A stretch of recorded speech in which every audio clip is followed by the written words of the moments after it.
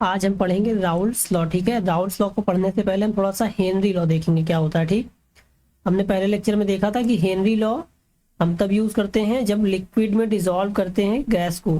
ठीक, हमारे पास एक कंटेनर में लिक्विड है और उसमें हमने डिसॉल्व किया है गैस को, तब जो है हम हेनरी लॉ को यूज करते हैं। ठीक, हेनरी लॉ, इसका एग्जाम्पल क्या होगा? अगर हम डिसॉल्व करते हैं CO2 gas in soft drink. ठीक, सॉफ्ट ड्रिंक जो होता है उसमें CO2 गैस डिसॉल्व होती है, तो ये हेनरी लॉ को फॉलो करता है। ठीक, हेनरी लॉ कहता है कि जो पार्शियल प्रेशर होता है वो डायरेक्टली प्रोपोर्शनल होता है मोल फ्रैक्शन के। ठीक, तो partial pressure is equals to Henry constant into mole fraction, ये हेनरी लॉ है। ठीक, अब राउल्स लॉ हम लोग कब यूज करेंगे? जब हम डिसॉल्व करेंगे लिक्विड में लिक्विड को। ठीक, हमारा जो सॉल्यूट है वो भी लिक्विड है और सॉल्वेंट है वो भी लिक्विड है। ठीक, हमने दो वोलेटाइल लिक्विड लिया है, उसको मिक्स किया है, तब जो पार्शियल प्रेशर होगा उसको हम फाइंड करेंगे राउल्स लॉ से। ठीक, वोलेटाइल लिक्विड क्या होते हैं? ऐसे लिक्विड्स जो रूम टेम्परेचर पे इवेपोरेट हो जाते हैं। ठीक, ऐसे लिक्विड जो रूम टेम्परेचर पे इवेपोरेट हो जाते हैं उसको वोलेटाइल लिक्विड बोलते हैं।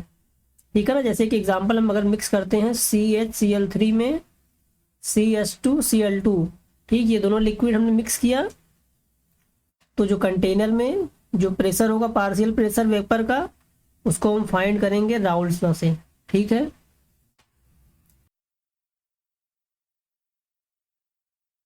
उसके बाद अभी हमने बताया कि वोलाटाइल वोलाटाइल लिक्विड्स क्या होते हैं?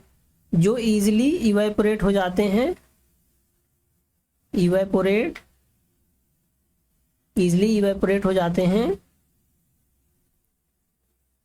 रूम टेम्परेचर पे। ठीक है ना, ऐसे लिक्विड जो रूम टेम्परेचर पे इवेपोरेट हो जाते हैं, वेपर फॉर्म कर लेते हैं, उसको वोलाटाइल लिक्विड बोलते हैं। ठीक, अब वेपर प्रेशर क्या होता है? क्योंकि जो राउल्स लॉ वो रिलेशन बताता है वेपर प्रेशर और मोल फ्रैक्शन के बीच में। ठीक, तो देखो वेपर प्रेशर क्या होता है? Liquid at a given temperature vaporises and under equilibrium condition pressure exerted by vapours of the liquid over the liquid phase is called vapour pressure. ठीक है ना, देखो हमारे पास एक कंटेनर में दो लिक्विड को हमने मिक्स किया। ठीक, दोनों वोलेटाइल, एक उसमें से कोई एक वोलेटाइल लिक्विड है। ठीक है ना, तो वोलेटाइल है तो इजीली इवेपोरेट हो जाएगा, उसके वेपर्स आ जाएंगे कंटेनर में। ठीक है, देखो वेपर सही है।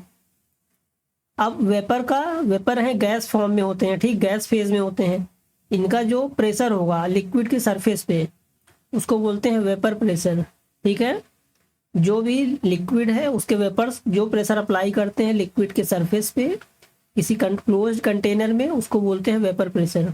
ठीक है, तो कहता है कि जो पार्शियल वेपर प्रेशर होगा ईच कंपोनेंट, मतलब हमारे पास दो सॉल्यूशन, दो लिक्विड्स हैं, तो एवरी लिक्विड का जो पार्शियल प्रेशर होगा उसके वेपर्स का, वो डायरेक्टली प्रोपोर्शनल होता है mole fraction present in solution. ठीक है ना, partial pressure is directly proportional to mole fraction. ठीक है ना, हमारे पास हम लेट करते हैं कि हमारे पास दो लिक्विड्स हैं, लेट टू लिक्विड्स, हमने दो लिक्विड्स को लिया जिसके ईच कंपोनेंट को हम 1 और 2 बोलते हैं। ठीक, हमने उसको लेट कर लिया कि वो कंपोनेंट 1 और 2 है,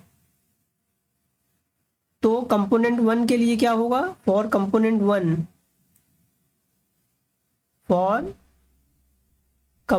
1 कंपोनेंट 1 के लिए जो पार्शियल प्रेशर होगा वो P1 होगा, डायरेक्टली प्रोपोर्शनल होगा मोल फ्रैक्शन X1 के। ठीक है ना, तो हम लिख सकते हैं P1 is equals to P1 not proportionality constant into X1। ठीक, ये इक्वेशन नंबर 1 है, समझ में आया? P1 नॉट यहाँ पे क्या है? ये vapour pressure of pure component 1। अगर हमारे पास कंटेनर में सिर्फ एक ही लिक्विड होता तब उसका जो वेपर प्रेशर होता उसको हम P1 नॉट बोलते हैं। ठीक है, तो इसी तरह कंपोनेंट 2 के लिए हम लिख सकते हैं फॉर कंपोनेंट 2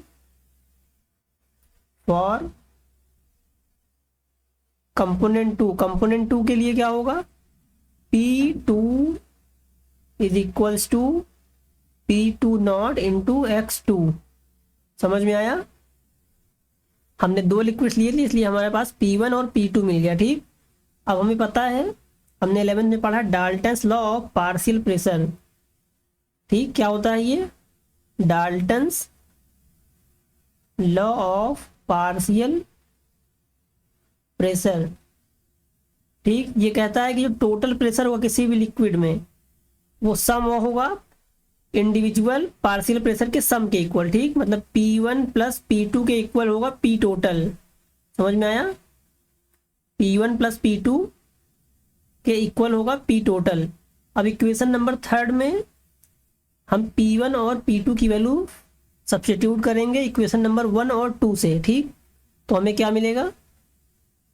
हम यहाँ पे लिखेंगे P total is equal to P1 की वैल्यू हमने फाइंड की थी P1 नॉट इंटू X1। ठीक, प्लस P2 की वैल्यू हमने फाइंड की है P2 नॉट इंटू X2। ठीक, अब हम यहाँ से लिख सकते हैं जो X1 है ये हमें पता है कि मोल फ्रैक्शन के सम जो इक्वल्स टू 1 के इक्वल होता है। ठीक, mole fraction of X1 plus X2 is equals to 1। तो X1 की जगह पे हम क्या लिख सकते हैं? X1 is equals to 1 minus X2। ठीक, हम यहाँ पे लिखेंगे P1 not 1 minus X2 plus P2 not into X2। तो यहाँ पे हम लिख सकते हैं P1 not minus P1 not X2 plus P2 not X2। ठीक, अब देखो यहाँ पे X2 कॉमन है, इसको हम कॉमन करेंगे तो मिलेगा P1 not plus P2 not minus P1 not X2। ठीक, ये हमारा फाइनल इक्वेशन नंबर 4 है P टोटल का। मतलब टोटल जो प्रेशर होगा लिक्विड के ऊपर वो P1 not plus P2 not minus P1 not into X2 होगा। समझ में आया? ठीक, ये हमारा राउल्स लॉ का इक्वेशन है। ठीक,